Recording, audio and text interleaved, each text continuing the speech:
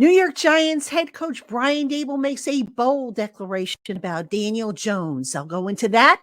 Plus, I'll break down some of the biggest misconceptions floating out there about the New York Giants. That's all coming your way next on the Locked On Giants podcast. You are Locked On Giants, your daily New York Giants podcast. Part of the Locked On Podcast Network, your team every day.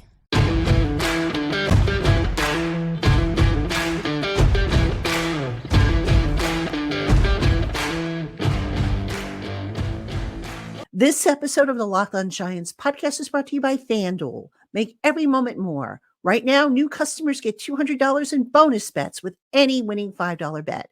That's $200 if your bet wins. Visit FanDuel.com/lockedon today to get started. Hello, New York Giant fans, and welcome to another edition of the Locked On Giants podcast, part of the Locked On Podcast family. Your team every day. I'm Patricia Traynor, your host, P-Train, credentialed member of the New York Giants media for Locked On, as well as for Giants Country over on the Fan Nation Network. And a big welcome on in to my Blue Crew community members, my newcomers, my everydayers, and everybody in between. You're all appreciated and loved. Thank you so much for making us your first listener of the day, or if you watch on YouTube, your first watch of the day. And if we're not your first listener watch, just for spending time with us. It's appreciated. Please, if you do watch us on YouTube, subscribe to the channel, like the video, click that little bell for notifications anytime I publish a new video. We publish Monday through Friday, and sometimes when it's a high news volume type, we will do shorts and stuff. So you'll never miss an announcement or a video here on Giants Country if you do those three things for me. So anyway, on today's show, as we start the new week, the league meetings are getting underway down in Orlando, Florida, and already head coach Brian Daboll has met with the NFL Network. He met with reporter Tom Pelissero, and he made a bold proclamation, if you will, about Daniel Jones, which we will talk about in the first segment. And then in the second segment of the show, what are some big misconceptions floating out there about the Giants? Now, I try to stay abreast of social media, what's being said, what's going on. And I see a lot of misconceptions. I'm going to talk about a few of them and try to clear them up for you, So we'll do that in segment 2. And then in segment 3, I thought we'd do a making the case type of segment. And in that segment, it's going to come down to wide receiver. Number one wide receiver, Rome Odunze or Malik Nabers. I'm going to give you arguments for both, and I'm going to tell you who I want. And I think most of you probably know, especially my everydayers, you probably know who I'm going to pick for that one, but I'm going to give you a little background as to why. So that is our agenda for today. Again, welcome on in. Let's get started. So as I mentioned, the annual league meetings going on right now down in Florida, down in Orlando. And head coach Brian Daboll was on the NFL Network. He spoke with Tom Pelissero on Saturday, so getting a jump start. Now, Daboll is supposed to be speaking to the regular beat writers on Tuesday at the they have what they do is they have a breakfast, AFC coaches breakfast and the NFC coaches breakfast. So Daboll is set to speak then. It'll be really his first comments made to the media, the Giants media, that is, since the end of last season. So one of the things Daboll said to Tom Pelissero, which seems to have some people, shaking their heads, is that he basically reiterated what Joe Schoen, the general manager, has been saying all along. And that is, once Daniel Jones is healthy, he is the guy. Okay, now, a lot of people are out there and they're going, what are the Giants thinking? Why would they do that? Why don't they just wait and see what happens? Are they going to take a draft pick and maybe they might want to start the draft pick instead of Daniel Jones? All right, let's kind of take a step back and kind of, use logic here. Number one, whether y'all want to admit it or not, right now, Daniel Jones is probably the best option on the roster right now. Okay. Tommy DeVito, who was under contract, obviously, had a good but not great year last year. Drew Lock, he has to come in and he has to learn the system. So he's behind. Daniel Jones right now is the best option the Giants have at quarterback. All right. Whether you like it or not, folks, that's a fact. Now, some of you are saying, well, I don't believe Brian Daboll because he said Wink would be back and then Wink wasn't back. And, what else is he supposed to say when he's asked about Daniel Jones? Well, folks, he could say nothing, right? He could say, we'll see. Remember how Tom Coughlin used to be the master of we'll see? Coughlin would never tip his hands. It makes sense for the Giants to roll with Daniel Jones once he is healthy.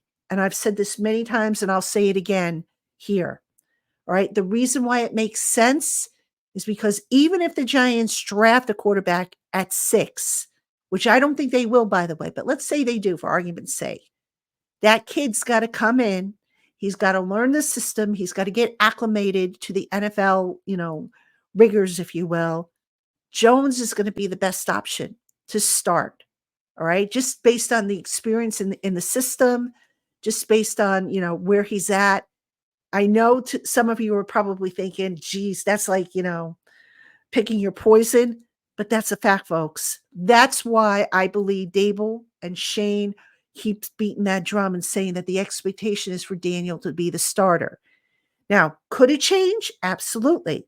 It sure can. But it makes too much sense to start Daniel Jones once he is healthy. A couple reasons here. Number one, you want to see if he can get back to being what he was in 2022, because you are going to have to make a decision on him after this season.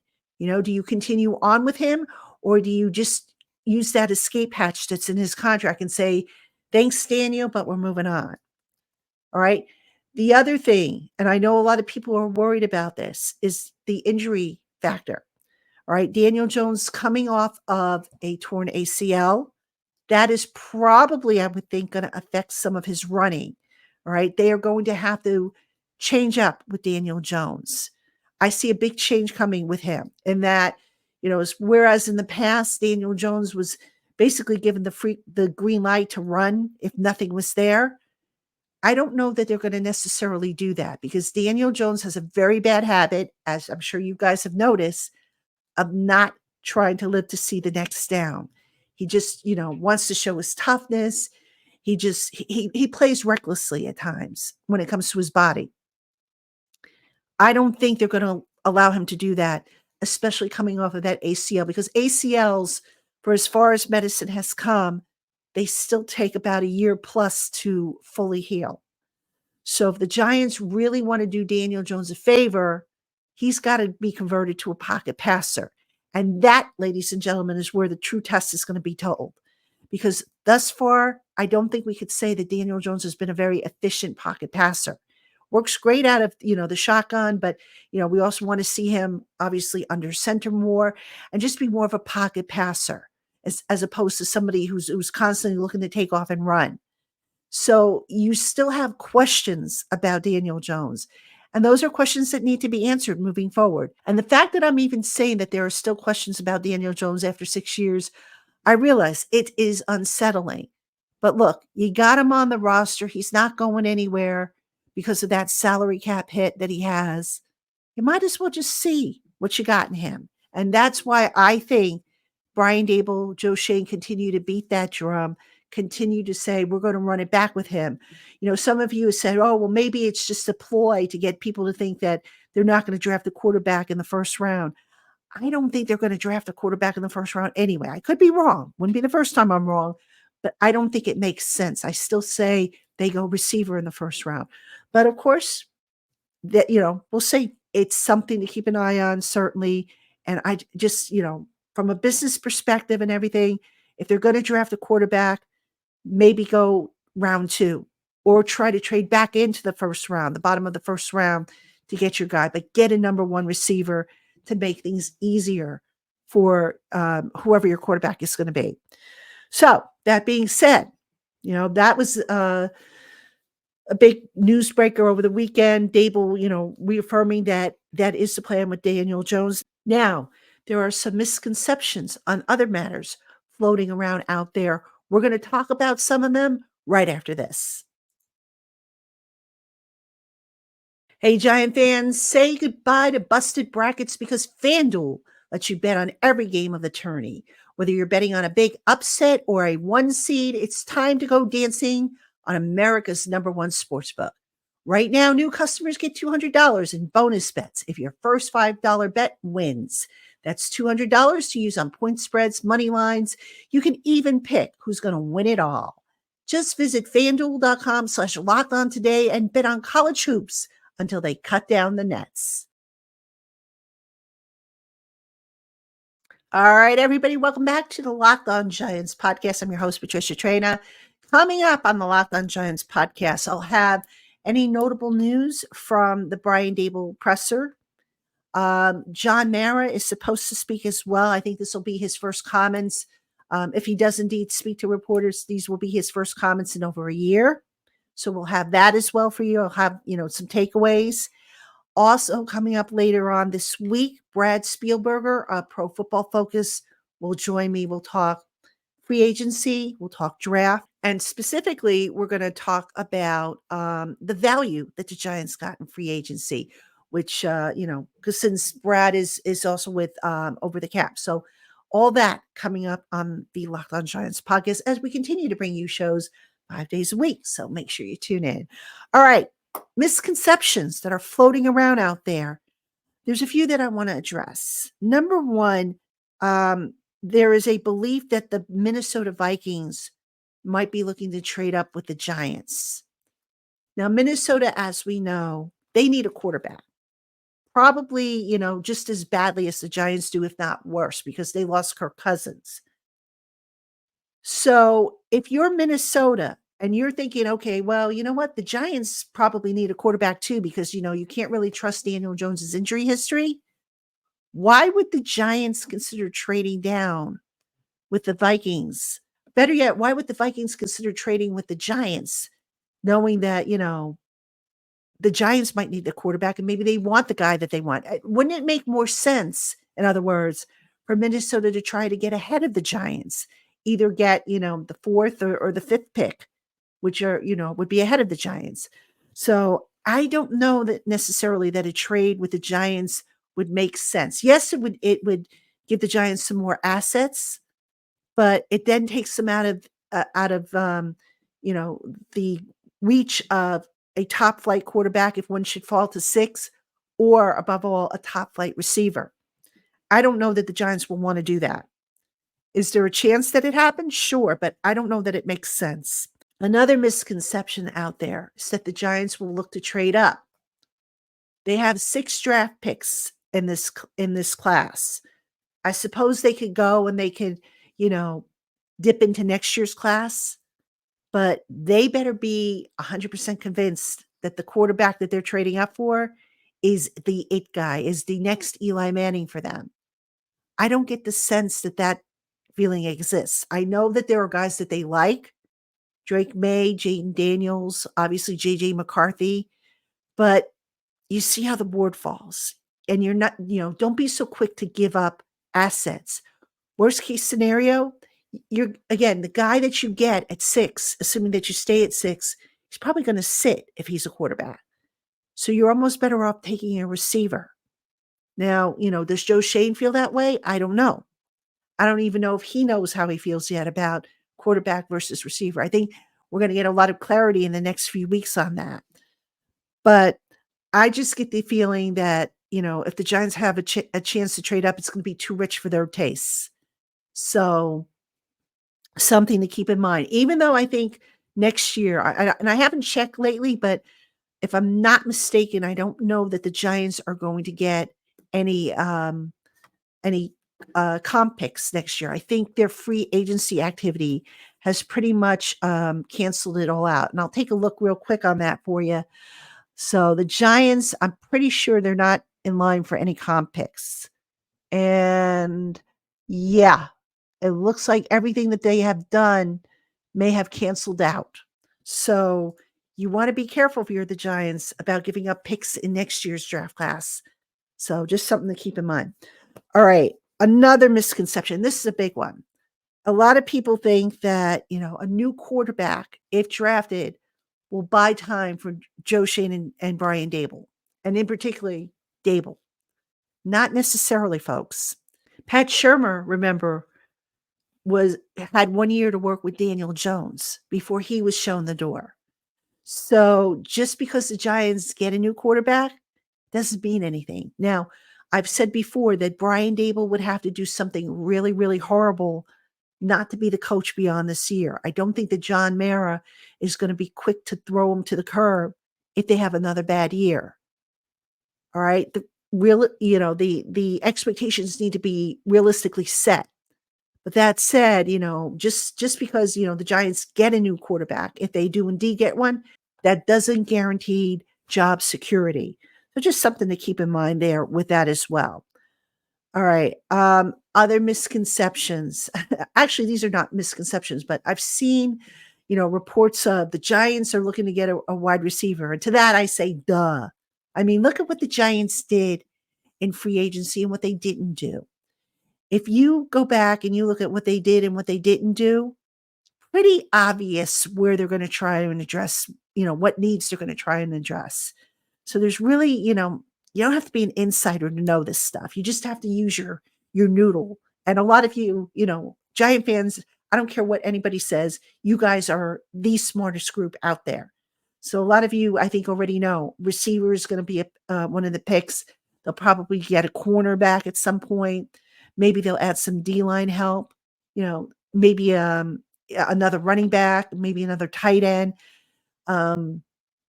So really nothing, earth-shattering or news, breaking news type of stories there. But, the bottom line with the Giants is, they have filled a lot of needs in free agency. Edge rusher being one, offensive line being another. Those were two glaring needs. So that takes some of the onus off of them as far as, we have to use all 6 of our draft picks now to fill needs. So if Joe Shane did want to make a trade somewhere along the line, I think he would. I do not think it'll be in the first round. I could see him maybe trading, to get back into the bottom of the first round. I could see him maybe looking to trade up in the second round, maybe to get a little higher. But I don't think he's going to be, crazy as far as, trading. I don't think we're going to see the version of Trader Joe that we saw last year.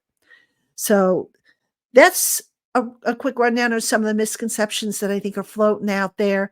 Now, coming up next, I want to talk about making the case for receivers. Rome Odunze or Malik Nabers, and why. I'll tell you right after this.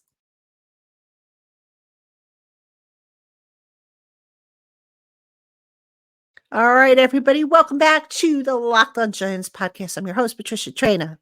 And in this segment, making the case, Rome Odunze or Malik Nabers for number one receiver. Y'all know who I'm going to pick. You know I'm going with Odunze.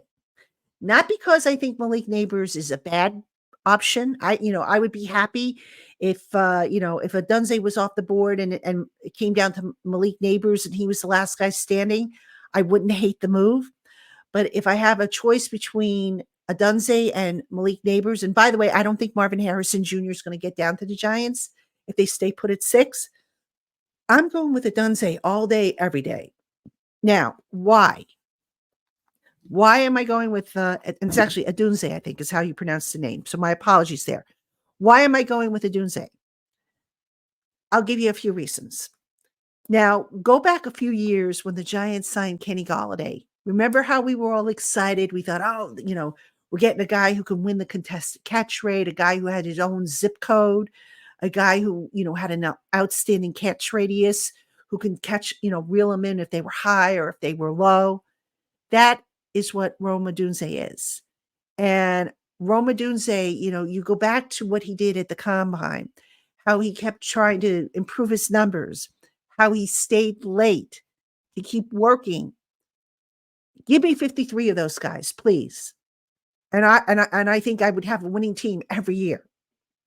That's what you want to see from your prospective players. You want to see a guy with a work ethic and who has the talent. Now, I am absolutely intrigued by Odunze's his contested catch rate, which is, I think, something about 75%. The best amongst receivers with, I think, over 30 pass targets in the past year. Draft eligible receivers, that is, with the 30 minimum of 30 pass targets. So I am very, very intrigued by that. You know, you're going to have situations where you're going to ask your receivers down the field to go up for the jump balls. You want to know that they're physical enough to win. All right. I am also intrigued by Odunze's catch radius. This is a guy who, again, regardless if the ball is high, low, behind him, in front of him, if it's within his radius, he's going to 9 times out of 10 come down with it. Nabers, on the other hand, Nabers is good with the balls that are thrown high, not so great with the lower balls, the balls that are, thrown at his knees. Nabers, I think, struggles a little bit more against press coverage and athletic cornerbacks. So I have some concerns about that. And also, I don't know that he has the ideal length like Rome Odunze does. So if it comes down to Odunze or Nabers, I'm going to Odunze all day, every day. He's going to be a good one. I really think he's going to be a good one. And I know some of you out there are probably going to clip this and you're going to wait and see if I'm right or wrong. And if I prove to be wrong, you're going to come back a few years down the line and say, you said Odunze was going to be great. Well, folks, I'm going off of what I know to be true today. So, we'll see if that's how the Giants feel. Again, if Odunze even makes it down to them. But the bottom line, and I've said this all along, get a number one receiver, regardless of who your quarterback is. Get a number one receiver. That will help that young man, the quarterback, in so many ways. And if you're going to play games, I mean, look, the Giants receiver core right now is not horrible. Slayton, Robinson, and Hyatt, that is not a bad group, but a number one receiver will take them to a whole nother level. And it will make such a difference for the passing game, especially with what this Giants offense aspires to be, more of a vertical downfield type of offense, more explosive. You want guys who can deliver that. And, Hyatt can probably deliver it. I think Slayton can deliver it. Get another guy, though, to where now you're forcing offenses to pick their poison as far as who they double up. And, I just think it makes too much sense. I know people are like, well, get the quarterback, get that taken care of. Get the quarterback in day 2. Get a quarterback, you put him on a rookie deal, and then you let the Daniel Jones scenario play out and see how that goes. Worst case scenario, you trade one of the quarterbacks after this year. If Jones turns out to be your guy, maybe, you do like what the 49ers did. The 49ers ended up trading Trey Lance when they realized that Brock Purdy was their guy. So there are options, and really, it would have to take something really screwy to happen for the Giants to botch this. I just don't think they'll botch it. I hope they don't botch it, because if they do, it's going to set the franchise back even further. But it's time to look ahead. It's time to think ahead. And I can't wait to see what Joe Shane pulls out of his hat. I mean, the draft will be here in a little over a month, and it's going to be a fun one. I can't wait to see how it unfolds. All right, Giant fans, that's going to do it for us here on the Locked On Giants podcast. As always, thank you for tuning in. Be sure to tune in tomorrow for an all-new episode, and I will see you tomorrow, Giant fans. Have a great one.